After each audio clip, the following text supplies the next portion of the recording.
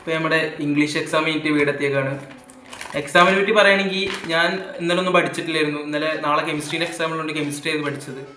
അപ്പോൾ ഇന്ന് രാവിലെ കെമിസ്ട്രി ആയിരുന്നു നോക്കിയത്. ഞാൻ ഒരു 6:45 ആവുമ്പോൾ ജസ്റ്റ് അറിയാത്ത ആപ്റ്റസ് ഒക്കെ ഇങ്ങനെ യൂട്യൂബിൽ 2x ഇട്ട് വീഡിയോ ഉണ്ട്, അങ്ങനെയായിരുന്നു എക്സാം പഠിച്ചിരുന്നത്. എക്സാമിനെ പറ്റി പറയുകയാണെങ്കിൽ ഞാൻ വലിയ കുഴപ്പമുണ്ടാവില്ല എന്നാണ് എക്സാമിനെ പറ്റി വിചാരിച്ചത്. അങ്ങനെ തന്നെ സംഭവിച്ചു. എക്സാം നല്ല ഈസി എക്സാം ആയിരുന്നു. പക്ഷേ ടൈം മാനേജ്മെൻറ്റ് ശരിക്കും എന്നെ കുഴപ്പിച്ചു. അതായത് 8 മാർക്കിൻ്റെ ഒരു ചോദ്യം, 4 മാർക്കിൻ്റെ ഒരു ചോദ്യം ഒട്ടും എഴുതാൻ പറ്റിയിട്ടില്ല. ബാക്കിയുള്ളതൊക്കെ അത്യാവശ്യം എഴുതിയിട്ടുണ്ട്. അങ്ങനെ മൊത്തത്തിൽ 12 മാർക്കിൻ്റെ ക്വസ്റ്റ്യൻ എനിക്ക് എഴുതാൻ പറ്റിയിട്ടില്ല. ആദ്യത്തെ സംഭവങ്ങൾ എഴുതിയിരുന്നു, അങ്ങനെ 1 മാർക്കൊക്കെ എഴുതിയിട്ടുണ്ട്. ഈ പോയത്തിൻ്റെയും എഴുതിയിട്ടുണ്ട്. പിന്നുള്ളത് ഈ ക്വസ്റ്റ്യൻസ് ആണ്. ഇതിൽ എഡിറ്റ് പാസേജ് എഴുതിയിട്ടില്ല, ബാക്കി 3 എഴുതിയിട്ടുണ്ട്. 4 മാർക്കിൻ്റെ ഇതും എഴുതിയിട്ടുണ്ടായിരുന്നു. ലാസ്റ്റ് ഇതൊക്കെയാണ് എഴുതിയത്.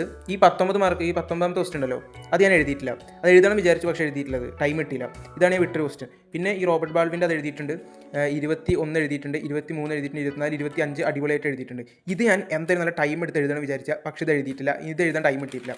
ലാസ്റ്റ് ജോബ് അപ്ലിക്കേഷൻ ഉണ്ടല്ലോ, ഇത് എഴുതിയിട്ടുണ്ട്. ഇത് രാവിലെ ഫോർമാറ്റൊക്കെ പഠിച്ചുകൊണ്ട് ഇത് കുഴപ്പമില്ലായിരുന്നു. അപ്പോൾ എനിക്ക് ഇംഗ്ലീഷിൻ്റെ എക്സാമിനെ പറ്റി ഇത്ര കാര്യങ്ങളാണ് പറയാനുള്ളത്. അപ്പോൾ നിങ്ങൾക്ക് എക്സാം എങ്ങനെ ഉണ്ടായിരുന്നു എന്ന് കമൻറ്റ് ചെയ്യാം കേട്ടോ.